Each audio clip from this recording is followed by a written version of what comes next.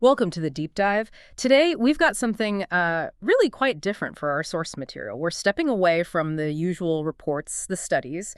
Instead, we're actually diving deep into the philosophy hidden inside a piece of poetry. That's right. It's excerpts from a lyric called Life's Voyage, a lyric of trust by Alison McLean. Pretty fascinating stuff. Absolutely. And our mission here today, for you listening, isn't about literary analysis, rhyme or meter. Yeah. We want to get straight to the core, like what's the actual instruction set here? If this is a kind of blueprint for living, what does it tell us to do? We're after that quick practical insight so you can grasp the implications of this, well, pretty radical approach to life's journey. Yeah, it's quite remarkable how it condenses a whole philosophy, really, into just a few lines. It presents this unified system, and it really hinges on one central and, frankly, quite difficult action, just letting go of control, and then fully embracing the state that follows that letting go. It's basically a method for, well, radical trust. Okay, let's get into that blueprint then. Starting with the most immediate command. It's very clear, very physical. Throw the oars out and let it go. That action, throwing the oars out, it feels like physically stopping effort. What's that really asking of us? Well, fundamentally, it's asking us to reject the idea that our own effort, our self-determination, is the only thing driving our lives.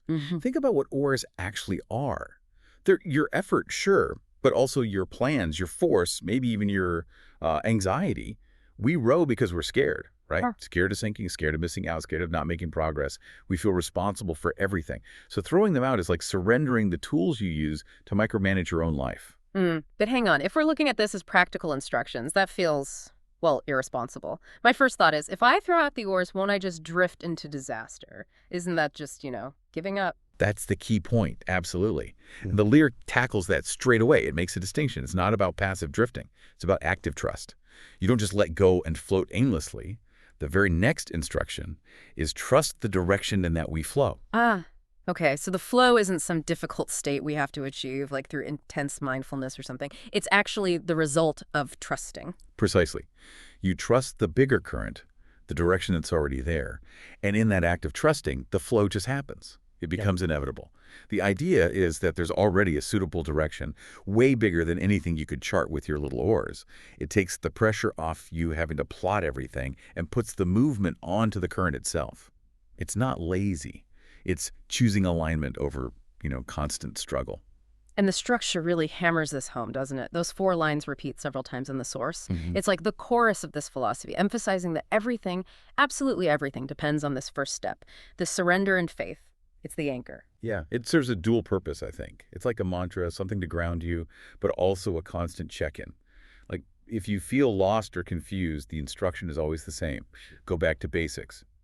Are you trying to row again? Are you gripping those oars? Right. If you forget all the promised benefits, you just have to remember the main operating principle. Throw the oars out. Let go. I imagine the toughest part for anyone trying this is just the mental block. Our oars are tied to who we think we are, right? Our purpose often comes from how hard we're rowing. What's the lyric suggesting about that internal battle? It's suggesting that the effort itself, that constant rowing, is often the problem. It's counterproductive. The boat's meant to float. The current's meant to move. It's our own anxiety that fuels that desperate need to keep paddling.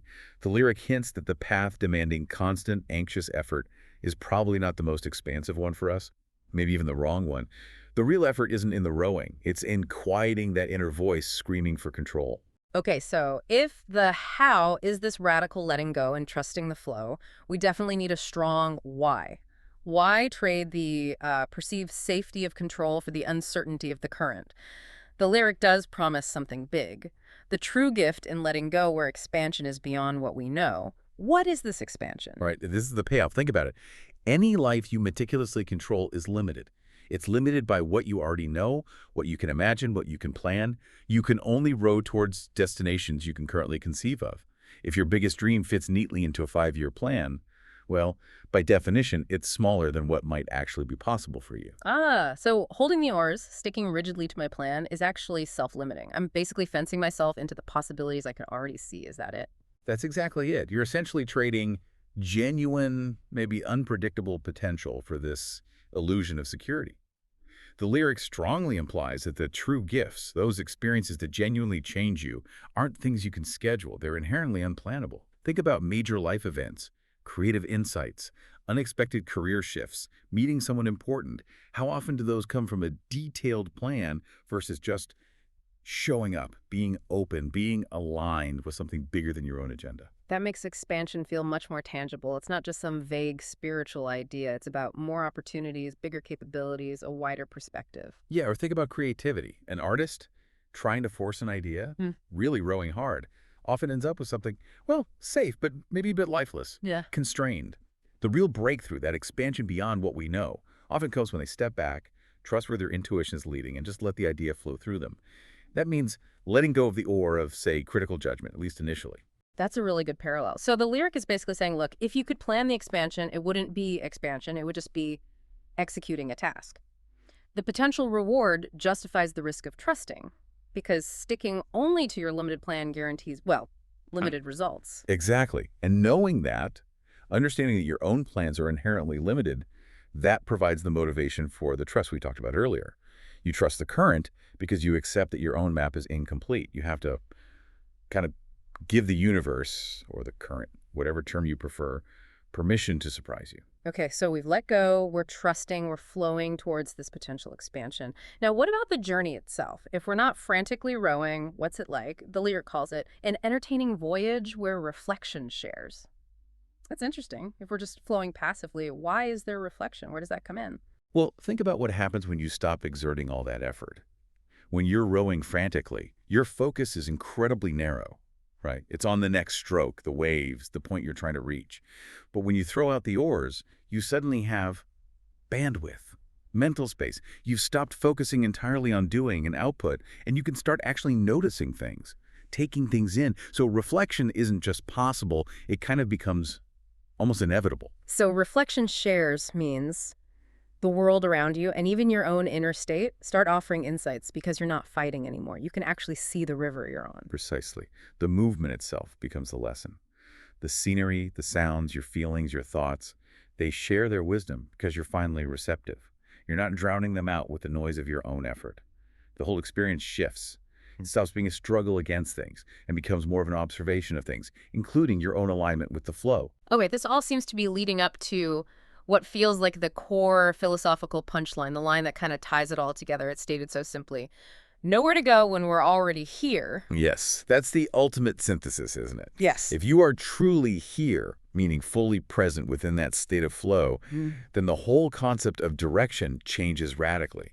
Direction stops being some future destination you have to strive for, and it becomes a present reality you just need to acknowledge. Wow. So the pressure just vanishes. The destination isn't a place on a map anymore. The destination is simply being in the movement, fully present. Exactly. That's why the journey becomes entertaining. The stress is gone. Yep. That existential deadline, the feeling that you need to arrive somewhere specific before you can finally relax or be okay, that's lifted. The perfection is right now, in this moment of flow. And that pulls the whole blueprint together. The trust allows the flow creates the space for expansion beyond your limits, and that expansion leads you to realize the, well, perfection of the present moment. That is. Yeah, that's quite transformative. It takes what seems like the ultimate goal, maybe enlightenment or just deep contentment, and reframes it as the default state, all depending on that one initial act, letting go of the oars. So what this deep dive really offers you, the listener, is a clear framework, a mechanism. You can see now that the surrender isn't the end point. It's actually the starting point. The mechanism is that radical letting go combined with the reward of expansion and ultimately landing in this realization of present awareness, present completeness. It's a really powerful internal system designed essentially to cut out unnecessary struggle. So maybe think about that this week. How does your workday, or maybe a relationship, or just your general feeling about the future, how does that shift if you consciously try to loosen your grip on the oars? If you stop trying so hard to force a specific outcome and instead try to trust the direction things are naturally flowing, it could really change anxiety into observation, effort into alignment. The journey really does become more entertaining when you realize you're not the one doing all the heavy lifting. You never were, maybe. And that leaves us with a final, maybe slightly unsettling thought for you to ponder long after you've mentally tossed those oars. If navigation becomes simply aligning with the flow and we accept the here-ness of the present moment, what is our responsibility then? Is it just passive observation? Or does alignment itself require a different kind of attention, maybe a subtler form of participation? That, I think, is the journey that truly begins once the rowing stops.